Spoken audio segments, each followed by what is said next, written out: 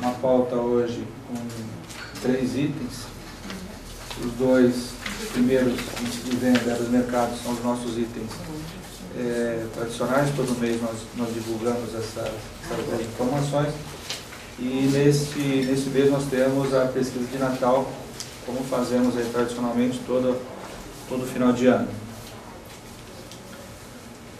Começando com o índice de vendas, nós tivemos aí o mês de setembro, falando primeiro sobre agosto, lembrando que setembro é um mês de 30 dias e agosto um mês de 31 dias, então nós temos um dia a mais de venda em agosto.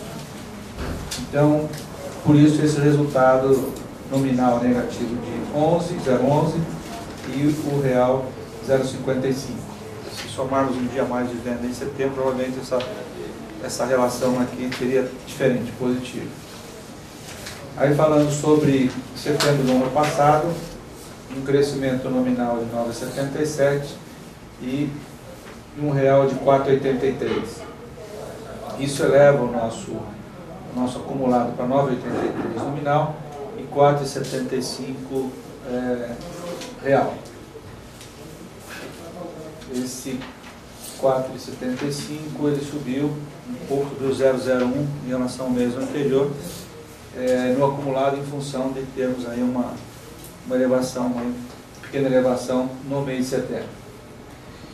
Se formos analisar aqui essa série histórica, a gente gosta de trazer essa série aí com 3 anos, até para a gente sentir um pouco a nível de tendência, o que a gente pode esperar para os meses agora de outubro, novembro e dezembro, e nossa expectativa de fechamento para 2010. Se a gente analisar aqui o ano passado, nos últimos meses aqui nós temos setembro com 5,37, aí subimos um pouquinho e fechamos aí com 5,51. A nossa expectativa aqui é de que temos um outubro, novembro e dezembro também um pouco melhor, principalmente dezembro, levando esse fechamento aqui no acumulado em torno de 5%, 5,1%, 5,2%. Essa é a nossa expectativa. A gente vai ver um pouquinho depois do final, com relação à pesquisa de final de ano, aí fica um pouco mais clara essa nossa projeção. Falando um pouco de áreas de mercado, que é a nossa pesquisa também mensal com a GfK, nós tivemos no mês de setembro uma reversão de tendência. Nós estamos tendo uma redução de preços e em setembro essa redução se inverteu. Tivemos um crescimento sobre agosto de 2,15, levando a nossa cesta de 270 para 2,75.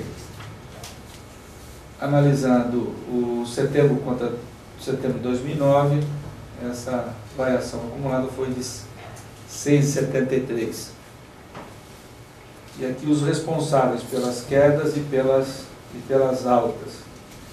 As principais quedas: cebola, tomate e batata, que são produtos perecíveis, produtos de FLV, e aí sensíveis a clima, assim, são produtos sazonais, cíclicos e assim por diante. Mas esses 3 produtos em específico eles mostram uma tendência de redução de preço, que a gente vai ver um pouquinho mais para frente também. E as principais altas: carne bovina, dianteiro e traseiro, o traseiro com um crescimento maior, e farinha de mandioca, também é quase 7% de elevação. E também esses 3 produtos com um histórico aí nos últimos 12 meses e no acumulado de 2010 também com crescimento.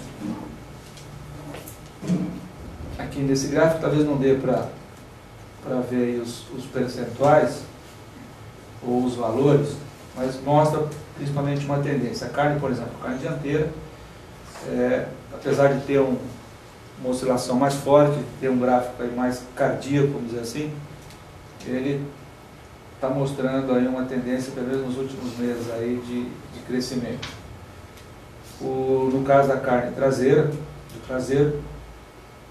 essa tendência também de crescimento é um pouco mais suave, já não tem grandes oscilações, mas carne é um produto com preço flutuante. A gente sabe que tem uma série de variáveis que interferem diretamente no preço do boi, e a partir daí, quer dizer, toda a cadeia sofre essas consequências. Tem uma tendência também de crescimento um pouco mais suave, um pouco menos flutuante, mas também de crescimento. E a farinha de mandioca, que também essa tem um crescimento ainda mais acentuado, a partir aqui de janeiro de 2009, né? Eu não estou vendo aqui, mas janeiro de 2009, né? Mas é uma tendência bastante forte, bastante alta. Com relação à carne, tanto traseiro quanto dianteiro, o efeito maior aí está sendo sentido no centro-oeste, que a carne dianteira teve uma elevação de 14,3% e o traseiro quase 10%, 9,9%. No caso da farinha, as maiores altas aí estão na região norte. A gente vai ver também que a participação de farinha na região norte, na cesta, é muito grande, ela gira em torno de 14%. E farinha farinha de mandioca é um produto também que tem algumas dificuldades aí com relação à manutenção da produção. Então essa tendência de aumento, não existe nenhuma sinalização que isso vai ser revertido, que a gente vai ter uma redução. Aí, falando das maiores quedas, eu acho que não tem muito o que explicar. São, como eu falei, produtos sazonais, muito sensíveis a uma série de mudanças climáticas, safra, etc. Então, essas oscilações aí são normais. Nesse gráfico também, mais longo, uma série histórica, o que a gente pode visualizar aqui muito claramente, aqui nós temos o IPCA, a barrinha azul, a barrinha vermelha é o IPCA de alimentos e a barrinha verde o Abras Mercado. Então, no primeiro quadrimestre aí de 2010, o que a gente estava sentindo o IPCA, alimentos e obras mercado, principalmente, crescendo mais que o IPCA.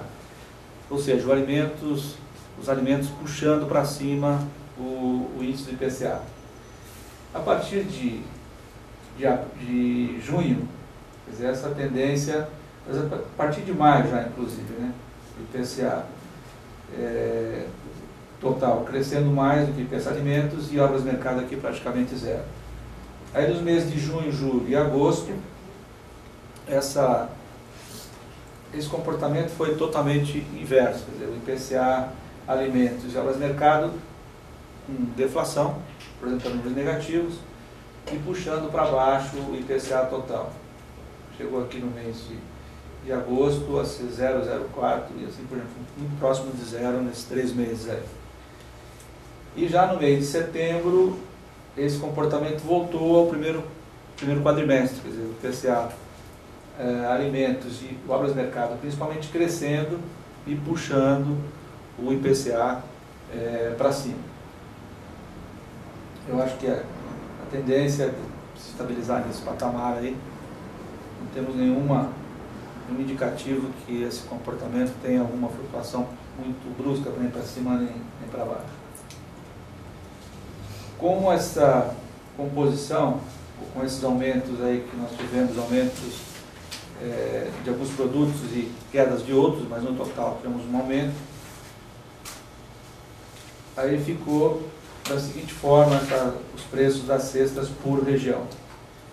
A região norte continua sendo a região mais cara, onde a cesta apresenta os maiores preços, apesar de não ter sido o maior crescimento no mês, mas nos valores absolutos ainda continua sendo a mais cara e com uma diferença bastante grande da segunda, que é a região sul. Aqui nós temos alguns produtos com participação alta, até para entender um pouco por que a região norte, que teoricamente deveria ter uma cesta mais barata. Primeiro, a composição geral, quer dizer, nós temos produtos diferentes e com pesos diferentes em cada uma das cestas. E na região norte, 2 produtos que têm uma participação muito forte, quer dizer, carne bovina e a farinha. Os 2 representam quase 30% de participação na venda da cesta, com crescimentos bastante elevados. Isso nos explica um pouco aí o porquê que é. E os preços, vamos dizer assim, os preços absolutos desses produtos em relação a outras regiões também são bem mais elevados, numa série histórica.